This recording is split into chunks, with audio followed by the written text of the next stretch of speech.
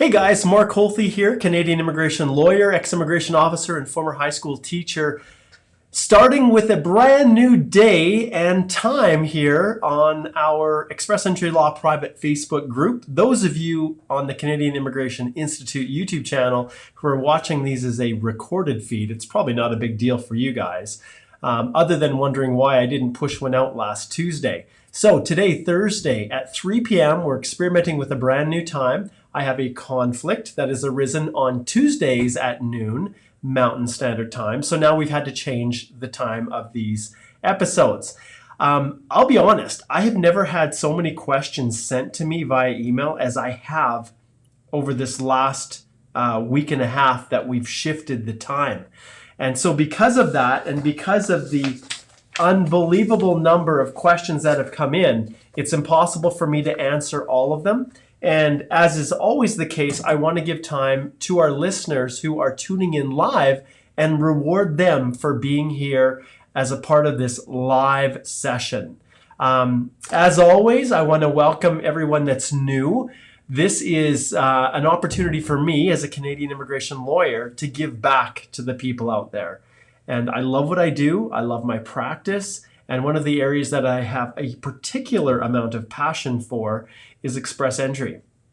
And so this wonderful platform that does have its glitches. In other words, I know some of you out there who are watching this as a recording, we're probably trying to find this on your live feed. And if you want to watch this live, you need to go to our private Facebook page, Express Entry Law. Just search for that. Request to be added and we'll add you in. But for many of you who are searching and wondering, why is this not showing up in my timeline? It's because lovely Facebook doesn't always make it visible for everybody. Don't ask me why. Maybe someone is more intelligent than I am. But you can always go to the Canadian Immigration Institute YouTube channel and watch the recording. So those of you who want to come and join me live, that's how you do it. Hopefully it'll appear on your timeline when you're watching the Express Entry Law or scrolling through the timeline on the Express Entry Law private Facebook group. But if you are just happy to have just watch this as a recording, the YouTube channel is where you get it. As always, let's see if I've got it here. I think I probably deleted it. Yeah, I don't know where it is.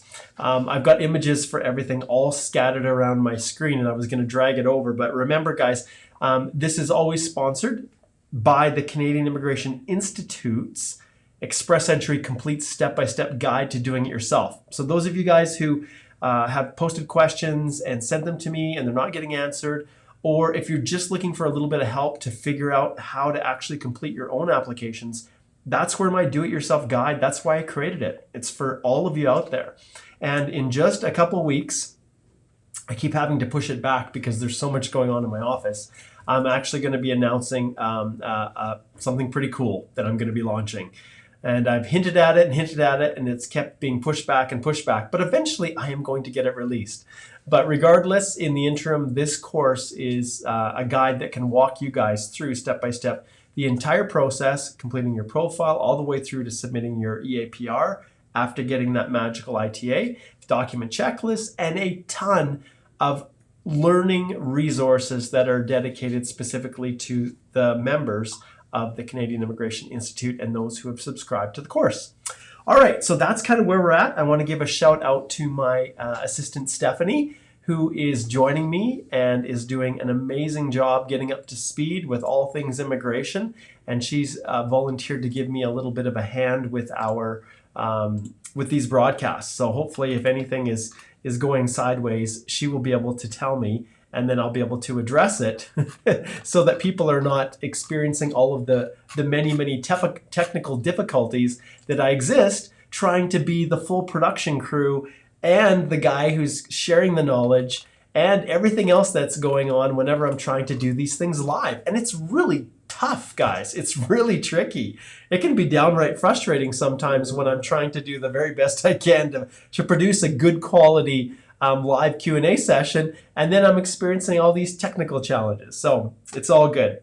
As always, those who are watching live, I'd love for you to post where you're listening from. So in the comment section, just type in where you're listening. I love to hear all over the world where people are connecting, especially at this new time, because I know 3:16 p.m. is probably about 3:45 in India, and that's a.m. So I know some of you are going to be getting up early to watch this versus staying up really late. So we'll see how that affects all of you guys over there in Asia Pacific. And but we had our poll, and this was the time that people had said worked for them. And so far it's working for me. All right, so let's see who we've got here. We've got Yoshi. Hi, Yoshi. We've got Thota. 450 still waiting. Oh, Thota, you are so close. Last few draws, 451. All right, Osama's asking questions already. We'll hold off on those. Let's see. Colin says hi. Hi, Colin. Masref. Hi, Mark. You're doing a wonderful job. Thanks for all the advice. You are very welcome. Anupam says, hi, Mark. Good to see you live. And yeah, kudos, Mark. You're doing a great job from Abina. Thoda's in the US. Syed's Pakistan. Lawrence is Guyana. Really, Lawrence? Are you really from Guyana? That is so cool. I think you may know, Lawrence, that my son is in Suriname right now. So he's in Suriname learning to speak Dutch, serving a mission for our church. So Guyana is potentially a place that he could go, although most of the missionaries that are called to speak just English tend to go right there. So great to have you with us. And Syed says, yeah, it's 2 a.m. here. You bet. Awesome. Thanks so much, guys, for everybody for connecting. And here's how it works. So those who are tuning in new, it all starts with the questions that are sent in by the listeners. And I think if I can just shift to my screen here, and if I can find the actual, let's see if I can find it. Okay, EE Live Q&A. And I'm actually gonna, oh, here we go. I've got so many little overlays right here. These are the two things that you want.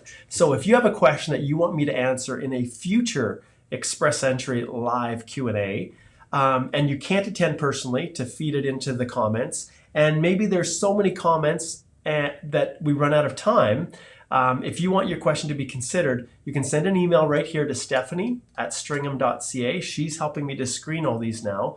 And then in big, bright yellow letters, EE Live Q&A. That's what you put in the subject line. Remember, guys, these questions, if you want them answered, they need to be something that's general enough that everybody, all 120, whatever, 1,600 people that are members of our group now, something that would benefit them. So not something that's just specific for you. Those of you who have specific questions can go to our firm website and just type in the link or hit the link, and maybe Stephanie, I'll ask you to post the link for people who need to book a consult. So if it's specific to you and not of general applicability, then it's not something that I can answer in this general session. I would never want to give you a general answer to a specific question and then have it be incomplete.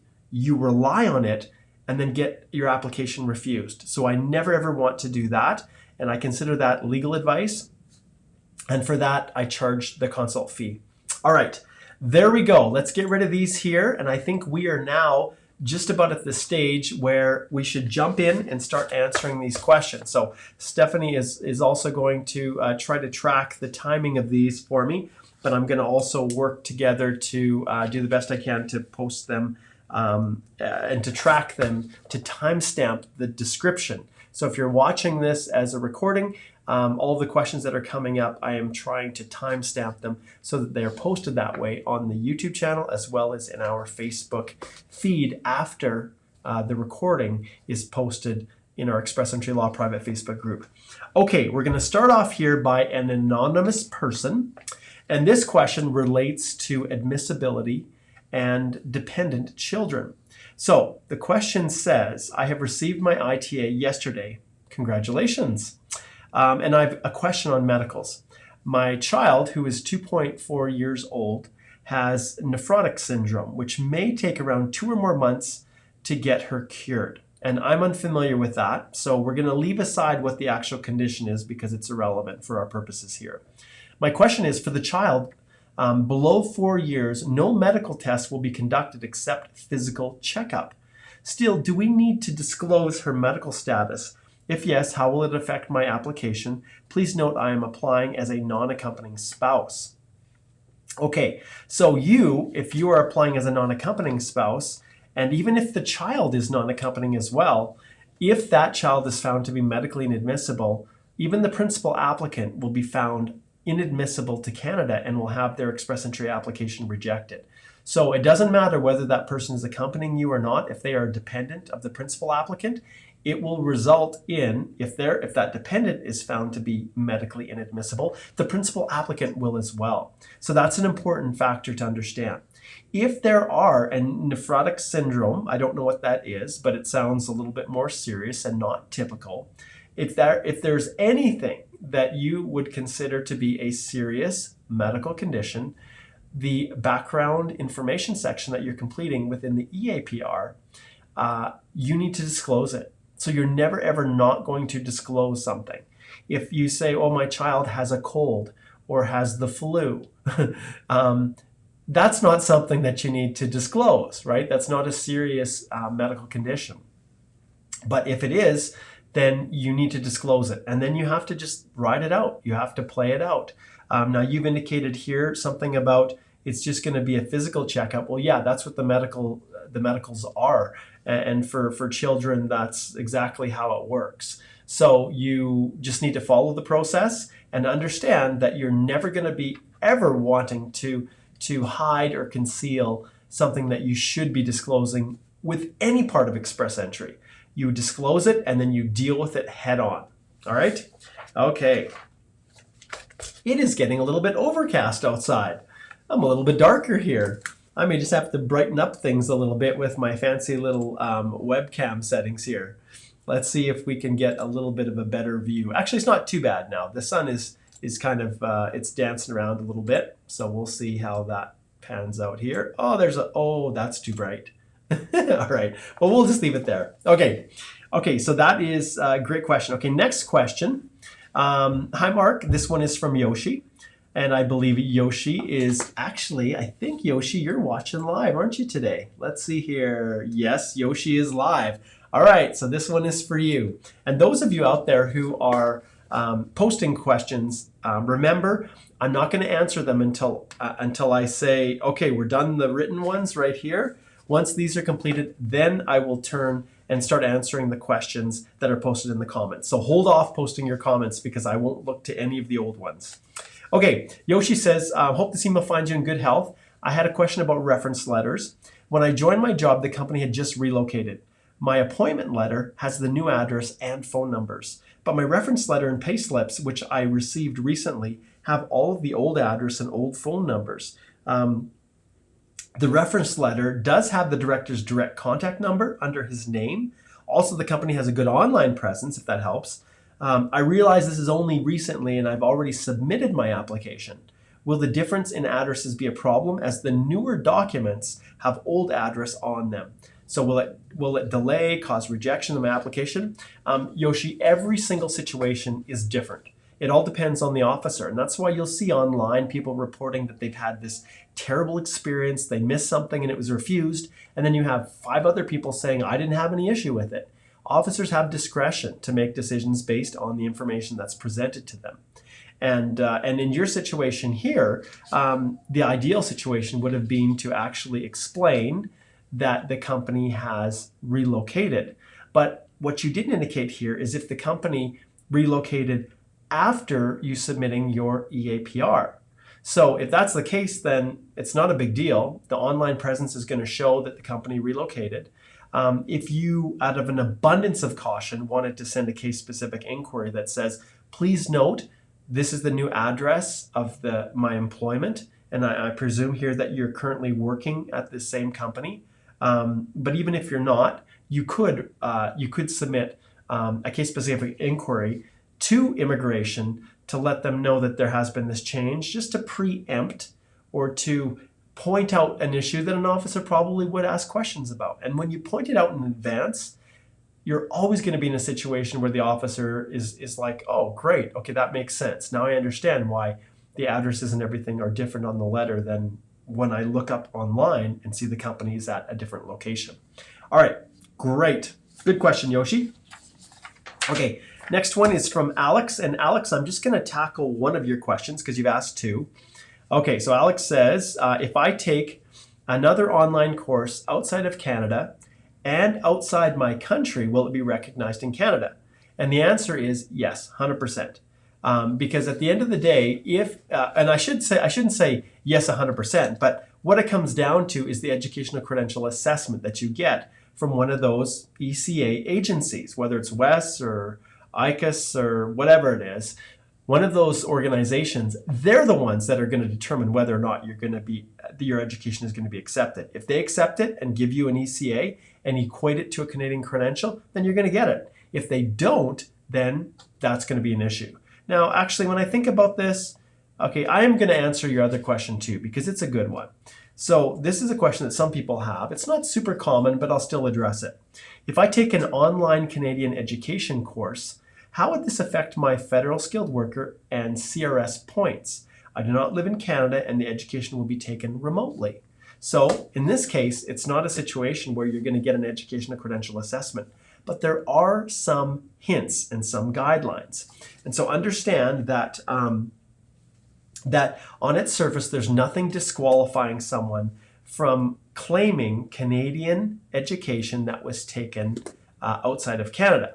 But I'm going to take you guys here. I'm going to share my screen, and I am going to open up this particular page, which is actually the completeness check page. And so I'm just going to close this here so that you guys can see it. And then right here, you can see under the heading, Proof of Studies, it actually addresses, and this is the completeness check website. So if you go EE completeness check IRCC, that'll help you to find it. Actually, I'll show you right here and I'll keep that tab there.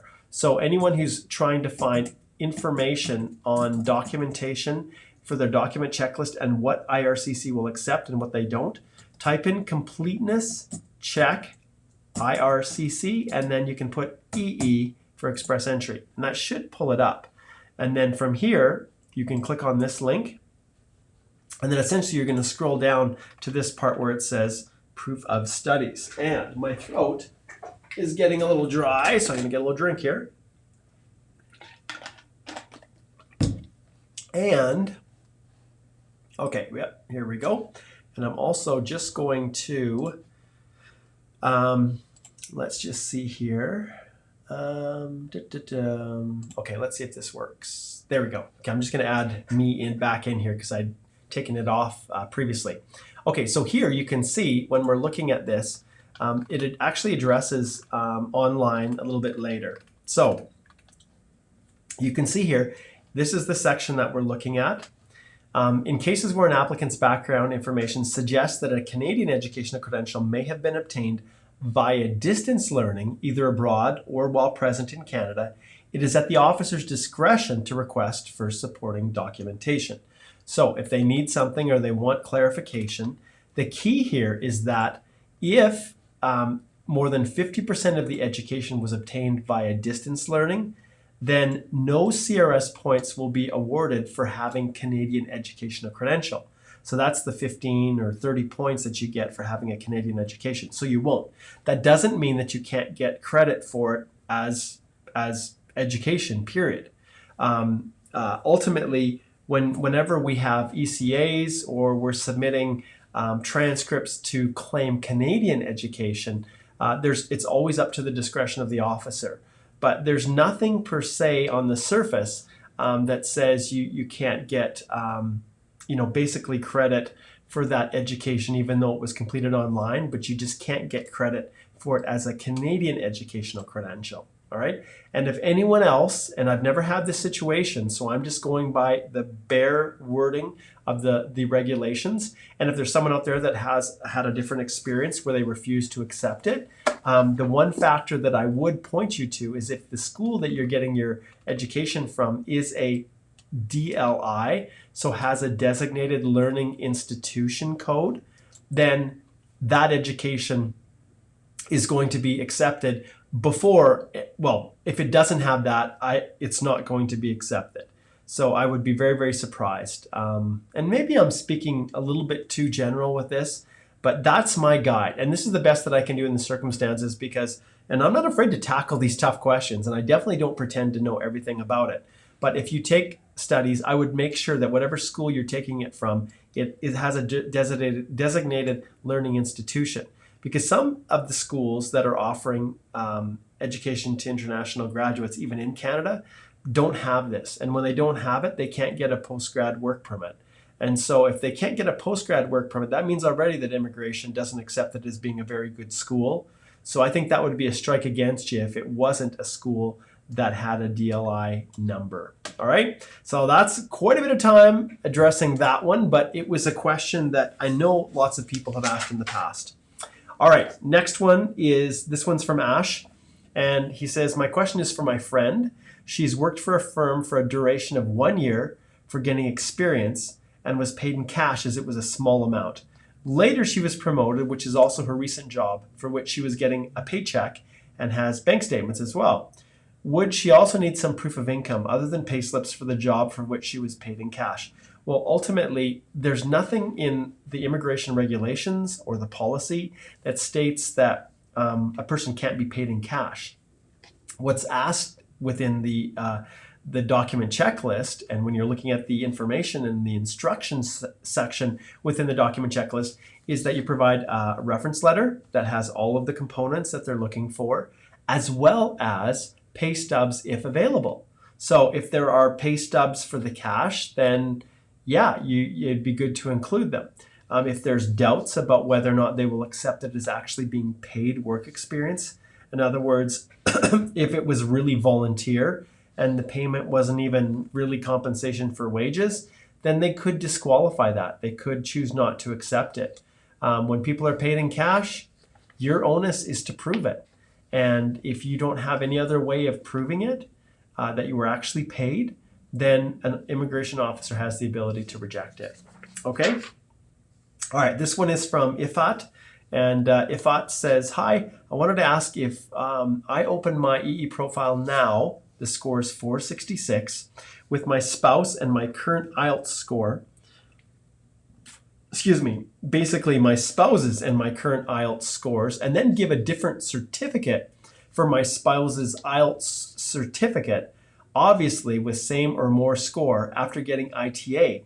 Actually, I'm afraid my spouse's IELTS validity will be over by September and there's no current date within April in DACA. Okay, I'm a little bit confused with some of this, Ifat, but ultimately, once you've submitted your EAPR, at that stage, the language scores are locked in. So if you submit your EAPR and that language score was still valid, then it will remain valid. If for whatever reason, when you get your when you're ready to submit your EAPR and you do not, and the language score is already expired, then at that stage you want to make sure that you've got a new one already prepped and ready to be uploaded, and you would change that information in your EAPR, even though your profile was a little bit different. You would actually make the change, upload the new score, upload the new certificate number, all those kinds of things. But if the score was valid at the time in which the EAPR was submitted, and basically the completeness check is completed, then that score is locked in. And so if it's been now more than 2 years and the processing of the application continues, you're not going to be rejected for that. Okay, great question. And we do have a lot here, and I screened out a lot too, guys. Okay, this one's from Usman. Hi, Mark, your efforts are commendable. Thank you very much, Usman. I'm at the post AOR stage. I'll be getting married in 3 to 4 months and shall add my spouse in the application after marriage. We're thinking to arrange documents for her. She's a Pakistani citizen born in Saudi Arabia, but never visited Pakistan for 6 straight months.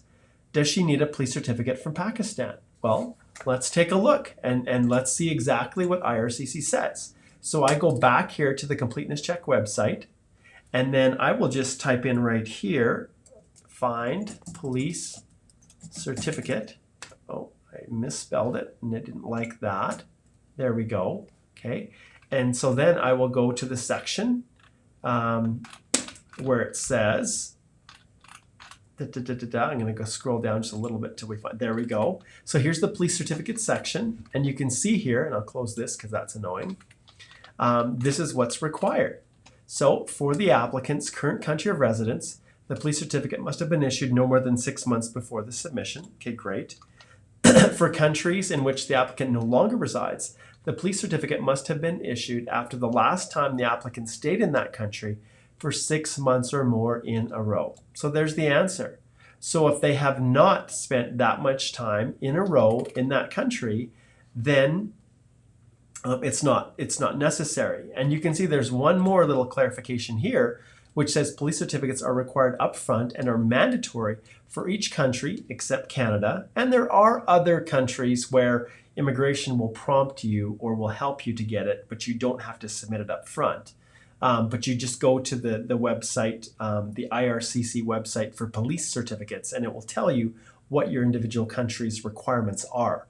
So police certificates are required upfront and are mandatory for each country except Canada, where an individual has spent 6 months or more in a row within the last 10 years. And the individual does need to provide one for any period of time before the age of 18. So you're basically going to go back 10 years or the age of 18, whichever is less, essentially. So if you're just 28, then obviously you're not going to, if you're 27 years old, you're not going to go back to a country that you lived for 6 months in a row if you were only 17 years old. Okay, I think you guys understand that. All right, good stuff. Okay, good question. Jumping on, now we're cruising over to, let's see here. This one, I'm going to hold off. I can see this one's super long. Okay, this one is, I think it's Ali, possibly. Hi, Mark. My AOR was on September the 1st, 2018, and then I passed my medicals. I emailed Ralph Goodell, Honorable MP, and he said the eligibility has not been met due to employment documents. This is where I realized I had not outlined my job duties at all in the employment letter. I uploaded a fresh copy according to how it had to be on the 27th of March, so just recently. My profile says we are reviewing whether you meet the eligibility. I sent a web form to inquire about my Express Entry, and they sent a mail that my file has been sent from CIO Sydney to New Delhi Visa Office. It's been 7 months now. Could you please give your inputs on this? Thanks. So remember, we're dealing with 2018 here, so not 2019. This has been a long time. Well, I can tell you, Ali, that in these circumstances, this is a perfect example of what happens when you don't submit a complete application. It is always up to an officer to undertake whatever other investigation they need to determine whether it's work history or whatever it might be that you're claiming. And if you didn't provide originally a letter that's a fully completed job description, then you're running a huge risk that they never get that update and that they refuse it. Now, anytime it's referred to a local office, that's because they feel that the local office is the only one that's going to be in a position to accurately assess whether your work experience is genuine. So submitting your case-specific inquiry is what you do. But once there's something like this that happens, then the 6-month processing times no longer apply, and you're basically left to have to wait as long as it takes. And yes, there are ways that you can encourage immigration to move forward with your application if no steps are taken. But it looks to me like there have been steps that are being taken, but it's just now in the New Delhi office, and it's going to take a long time. But that's an example of when you're trying to submit applications on your own and you omit information, it can come back to harm you after. But good question. That's another plug for buying my course, which expresses everything in a very clear, easy to understand fashion for a fraction of the cost of hiring or booking me even for a consultation or one of my reviews. And so that Express Entry Complete Step-by-Step Guide, as always, is the course, and that whole Canadian Immigration Institute is what's sponsoring and making all of these videos available for free. Okay, this one is from Van, and Van says, I understand that with Canadian experience, the applicant is granted scores, okay. However, I'm still not clear about whether CEC has any advantage or any priority in Express Entry system. whether CEC is affected by age factor like EE mechanism or independently assessed by the experience factor. Van, consider yourself lucky because I probably would have screened this out if I read it a little bit closer. You're confusing how they work. Express Entry is a system that's designed to fast track the other immigration programs that are in existence. So before you can enter into the Express Entry system or process, you have to show that you are eligible and you meet the eligibility requirements of one of the other economic foreign worker programs. And what are they? There's the federal, well, obviously, as you've identified it, the Canadian Experience Class for people who have Canadian work experience at least 1 year and meet the language requirements. Then there's the Federal Skilled Worker Program that is 95% of the rest of you. Well, I shouldn't say 95%. There's a lot of people in Canada that are going through CEC, but a lot of you who are listening to this episode, this EE Live Q&A probably know that Federal Skilled Worker Program is the one that most people go through. So if you meet the eligibility of that or the Federal Skilled Trade Program, which is the third pillar, then you're in a position where you can enter your profile into the pool. Then you're ranked, given a comprehensive ranking system score, and then everybody's treated equally. So however you get in, whether it's the Canadian Experience Class or the Federal Skilled Worker Program, once you're in, then everybody's ranked equally based on their comprehensive ranking system score. Okay, great. Okay, this one is Feroz. Hi, Mark, how are you? I need your clarification on the below 2 points. Okay, we'll see, maybe 1. I am in receipt of an ITA and about to file my application. However, I'm not clear on the below 2 points. 1, past employer is not responding to emails and not providing a reference letter or letterhead. How should I proceed? Well, that happens all the time. And there are a bunch of different things that I would include, probably too many to mention because this is a separate video in and of itself. And I will also add that I cover this in detail in the member resource section of my Express Entry complete step-by-step guide to doing it yourself. So past employers, what are some things? If they won't give you a letter, do you have your original offer letter when you started? Do you have a contract? Do you have pay stubs? Do you have confirmation of a performance evaluation? Do you have other colleagues that worked with you? Do you have a supervisor there that worked with you that can swear an affidavit and issue confirmation that they worked with you? But at the end of the day, your obligation is to provide proof of that proof of that work experience. And if you can't, then immigration has no obligation to actually accept it. Okay, next question. I have a gap of 1 year in personal history section, 2011 to 2012. What would be the most suitable way of filling this gap? I was actually searching for jobs, but unable to get one as per my requirements. Well, Feroz, this is a simple answer. You're going to tell the truth. Unemployed. And it does not affect your application in any way. You can just list in that section, unemployed. All right. Okay. All right, this one's Mohammed, and he says, my query is regarding address. What should be written down in the address section? I have 2 different addresses, permanent and current. Current address added after marriage, as there's a legal practice in Pakistan that they replace the father's name to the husband's name, as well as same as current address. And what about PCC? Are they required for both places? As current address is added 1 month ago, do I need PCC for current address as well? Okay, so this is unique to Pakistan. But the reality is, my question is, where are you actually living? So the address you use is where you're physically living. You may have a permanent address.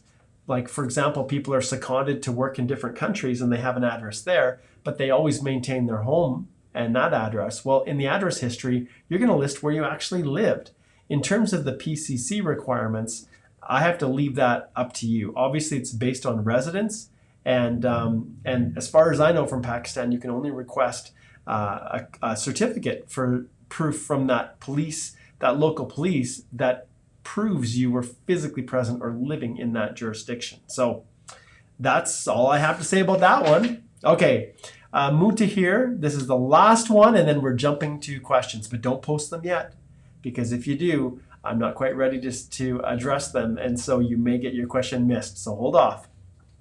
Okay, Mutahir says, hi there, it's me, Wakas from Lahore, Pakistan. It's Wakas.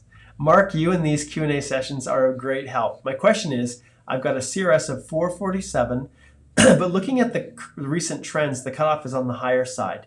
Do you believe I'll get an ITA with such a score in the near future? My IELTS certificate expires in another 6 months. Really worried. Well, Wakas, I can tell you that no one really knows. I never dreamed that it would have dropped down to 438, at the beginning of this year and last.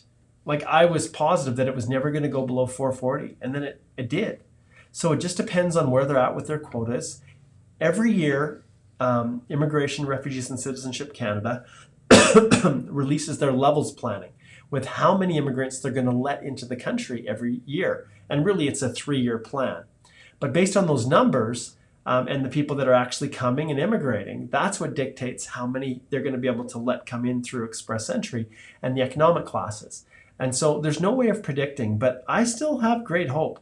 I still think 447 is high enough. It's just going to take time, but we'll see. All right, great question. Okay, woo, that was hardcore. All right, the last one is going to be lightning fast. I'm not going to spend as much time actually demonstrating where to find the information because I want to focus on giving all of you guys, as many of you, answers who have been waiting so patiently at these crazy hours. Okay, so I'm going to start right here in my feed. I have a message. This is Sri, and Sri says, I'm at 450. What are my chances of an ITA? Sri, your chances are really good. I honestly believe that it's only a matter of time till that comes. So my answer is that I think you've got really, really good chance. Okay. And then you said you received an ITA in January, but declined it and waiting for another ITA for 2 months. And you know what, Sri, that's exactly why immigration is so volatile. Now, I can't go through everything that you have posted here, but understand the reality is that's why with my clients, that's the value that I provide, is I can help you to sort out exactly what you need to sort out so that you can get into the pool and get an ITA as quickly as possible. So there's no delay, so you don't have to decline it. Because if something comes up and you've got an ITA and you decline it and it never drops down to that level again, then you're done. And it's the same situation, and I see this a lot with people who follow whatever they can find on the immigration forums or even within our own group and decide, I've got enough, I can do it myself. And then they make one small little mistake that causes their application not to be rejected, like refused on any substantive assessment, but it's returned because it's incomplete. And then they go back into the pool and maybe their score was such that they're never going to get an ITA again. And that's why the services that I offer are designed to help people get into the pool and get their ITA as quickly as possible. Now, when you're filing your EAPR, it takes time. And I personally, if I need to take more time on a client's file to make sure I have everything 100% correct, then I take it. I don't race because I know that everything is riding on it. And if I have to use a month to get things in place and out, I would rather have it 100% correct and not take chances than to rush it out in 2 days. Okay? Now, a month is on the long side, but I'm using that as an example. So in your case, Sri, you can't take any chances, right? And so you never want to be in a position where you have to decline an ITA not knowing if it will ever get issued again. So I feel for you. Okay. Rohit says there's a mistake in the last 2 months payslips for one of my jobs. The designation mentioned in these 2 payslips is trainee architect, whereas it should have been architect, as mentioned in the other payslips, reference letter, and appointment letter. Will this be a cause for rejection? Should I raise a CSE or wait? Thanks. Rohit, if you've already submitted your application, and I get a lot of these questions, you guys should have dealt with this before you submitted your application. Like you deal and you clarify all these long before you submit your EAPR. Express Entry is not designed for you to be able to update after it's been submitted. And so even though you, as you indicate here, raise a CSE, there's no guarantee an officer will actually look at that, and they could reject it before you get a chance to get your CSE connected to your file. So the key is to get it done right the first time. That's what's so important. And unless you have someone to advise and to help and to guide, you're just rolling the dice. Now, when it comes to a trainee architect versus an actual architect, well, they're both under the same knock code. generally speaking, you're performing the same types of duties. And so what the company, how they described the position on pay slips, it isn't determinative. Maybe they haven't updated it like you indicated. So you do have to explain. But in your situation, the only option you do have is to send a case-specific inquiry and then just try to provide an explanation for what you perceive to be a discrepancy. All right. Okay. 3 is a lot harder than noon. I'm feeling pretty tired today here. Okay, Shaw says, hello, Mark. I hope you are doing good. Does the ECA evaluation differ from organization to organization, like WES, ICES, IQAS, especially for evaluation of MBA from India? Yes, 100%. WES may choose not to accept it. IQAS may very well accept it. So if you're shut down with one, where they say your master's is only a bachelor's level, then try another one. Try all of them, whatever it takes. All it takes is one. Good question. Okay, Nisha says, hi, Mark. I got a request to do additional medical test within 60 days. I've already done the test, but the reports take 6 to 8 weeks. I raised the case-specific inquiry to let them know. They replied saying, we have forwarded the information to the responsible office. We invite you to provide the doc as soon as possible. I didn't get what doc they're asking about. Do I need to upload something anywhere? This is a classic example of the automated system within Express Entry that often does this. It provides instructions that are just generic, that don't apply to your situation. So the key here is if the updated medical, if there was anything that the doctor gave you confirming that you'd completed the medical, then I guess upload that, right? Kind of like the upfront medical is the e-medical information sheet, you upload that. Well, if the doctor has given you anything, you could try uploading that. Otherwise, what are you supposed to do, right? And so if you want to send another CSE and say, what are you guys talking about? Is there actually something more I need? Please let me know. Otherwise, I will assume that that was a mistake in your letter. That's what I do to cover off all bases. Okay, Shashank says, hello, Mark Holthe. What documents should be sufficient to prove common law relationship apart from statutory declaration and utility bills? Do you have bank accounts that name each other? Do you have a will or other testamentary document that declares your spouse as a beneficiary under that will? Do you have benefits from work where the company has medical or health coverage and you have a life insurance policy that names your common law spouse as a dependent? So any of these things that show a centralized mode of existence, that's what you do. Okay, Colette says, Mark, my questions sent on email were not answered. Exactly. I probably skipped through it because I can't choose everyone. So Colette, there are many that I did not get through because I had probably about 50 this time. So not everybody is answered. And if I skipped your question, more than likely it was because it was too specific or just wasn't applicable to what we're covering generally within Express Entry. For those of you who didn't get your questions answered, or even within here, do not get your questions answered because I can't quite get to them, please understand that there is always the ability for you to book a paid consultation and get your question answered immediately. And not only your question, have 30 minutes of my time to answer any question, to clarify any doubt. And if you follow any of the reviews in our group, you will see that not only are your questions answered, but I will often identify additional issues you never even thought about that you need to address. And I do so many of these that it's really easy for me to give you unbelievable value in those really it's 25-minute segments. All right. So that's what I recommend, Colette, if your question wasn't answered and it's something you need answered. Remember, this is free and I have to pick and choose the ones that I feel will be the most benefit to all the listeners. Okay, MD says, Kamal says, hi, Mark, is it a must to have a physical location of the company I am working in? Well, when you're submitting your EAPR, yeah, you need to show where the company is actually located. Otherwise, they'll question whether or not it's a real legitimate establishment. And the onus is always on you to provide that information. Ina says, hello, Mark, I submitted EAPR and I expect to receive passport request at September. During that last month, I plan to be abroad in the US for 2 months. Can I send my passport from the US or do I need to go back to my home country? Ina, you can send it from the US. And then it's a matter of letting them know where you're at, and then they'll give you instructions to submit it at the Visa Application Center that's closest to you in the United States. Raby says, hi, Mark, I got a letter of interest from the draw of 20th of March of Nova Scotia. If I reply to this letter, do you think they will give me 600 points soon, or it takes time. My CRS is 448, and I'm in pool since and I've been in the pool since February. So yeah, your profile could expire. You can only have it open for 1 year. Remember, your response to that letter of interest, that response doesn't give you 600 points. It's when they actually give you the nomination certificate, then you can get the extra 600 points once you upload that back into your profile. All right. Okay, let's see if I can skip this because people are doubling up. Okay. Khaled, yes, I see your question was about asylum seekers in the US. Asylum seekers in Europe.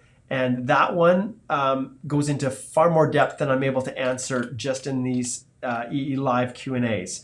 But I can tell you that generally speaking, a non-accompanying spouse that is has an asylum claim in another country, you just need to fully disclose it, what her status is, and it doesn't negatively impact. She'll need some form of identity document because it asks for that within Express Entry, whether it's a valid passport or whatever you can get a hold of. But ultimately, it's not the fact that she's claimed asylum in a different country does not preclude her from being included as a dependent. Okay, hopefully that answers the short question, but there's a lot more to that. Okay, Siwa says, hi Mark, I'm working on closed work permit LMIA. Congratulations, Siwa, that's rare. Employers hired me on the Global Talent Stream. Yep, I applied for the PR application 3 months back. I applied for PR via the PNP employer restriction. Now I am fear, what's if my employer terminates the contract but my application reject if province withdraw the PNP nomination? Okay, so see what this is actually not an Express Entry question. This is the Alberta Opportunity Stream through the Alberta Immigrant Nominee Program. If you have an employer that is terminating you, then you have to show you have an ability to get employment with another company. And if you're on an LMIA-based work permit, that means an LMIA from another employer. So yeah, your position could be jeopardized if you lose that job. Okay, all right, so let's skip through here. And people are repeating the questions over and over, which is unhelpful for me. Okay, okay, let's see here. All right, scrolling through. Okay, so this is Benita. She says, my AOR is July 24th for PNP Federal Skilled Worker. Okay, I have GCMS notes that say review required for points allocated for arranged employment, but I did not claim 50 points for arranged employment. The overall CRS score in the invitation letter was 958, but when I added up all the individual scores, it comes to 1008, which is due to 50 points, due to the 50 points for arranged employment, which I never claimed. This is holding my file according to GCMS notes. However, I believe this is due to system error. How would I resolve this issue? Benita, you need to book a consult with me. I don't believe it's system error. The system doesn't make errors. It's how you answered the questions in your EAPR. That's what's causing the problem. So you've put in there something that would trigger the system to grant you points. Usually there are not glitches, all right? Okay, Ahmed says, hi, Mark. And there we've got Abdi. Hello, how are you? Ahmed says, hi, Mark, are you familiar with Alberta Immigrant Nominee Program? 100%, yes. Yes, that is my province, and that is one that I have, I've done episodes on it. I just did a session for all of the lawyers in Alberta at our Canadian Bar Association South section. I did a presentation back in January, yes, absolutely. Okay, hi Mark, hope you can help me with this. If a gift deed from a parent is being used as proof of funds, what should it include? Any suggestible format? There are tons of gift deeds. As long as that gift deed is valid in the country in which you get it completed, and use a lawyer to make sure it's done properly, it'll be accepted. And there's lots of templates out there. In my Express Entry Complete Step-by-Step Guide, I've got a template that people can use in there. Yeah, there's lots out there. Okay, guys, I'm going to have to end it right there. It's 4 o'clock, and I have an application review with another client right now from the US. And so while they're waiting for me to jump on our Skype call, I'm going to have to bring this one to an end. Thanks so much for those who've tuned in and are participating in this live, who got up at crazy times to join me. Thanks to Stephanie for pinch hitting for me and helping with the odd link. Hopefully she's listening to all of this and she's not falling off and drifting asleep too fast, but she was able to follow it. But thanks so much, guys, for joining me. This wouldn't be possible without all of you. And just as a reminder, every episode that I do here, I never can tell who is new and who isn't. But those of you who are attending for one of the first times and are unsure what this this Express Entry Complete Step-by-Step Guide to Doing Yourself is all about, all you have to type in is CanadianImmigrationInstitute.com. It will take you here where you can click and enroll in the course. Okay? And so there's a lifetime access, there is monthly memberships, there's a bunch of other things that are available. And as always, there's a complete 30-day money-back guarantee. And I can tell you the number of people that have requested that money-back guarantee, I can count on one hand. Wait a minute, one finger. So, all right, this is Mark Holthe, Canadian immigration lawyer, ex-immigration officer, and former high school teacher, signing off once again here from the Express Entry Law Private Facebook group. Wishing you guys all the best as you try to navigate this crazy world we call Express Entry. All right, guys, take care. See you next Thursday at 3 p.m. Mountain Standard Time. Ciao.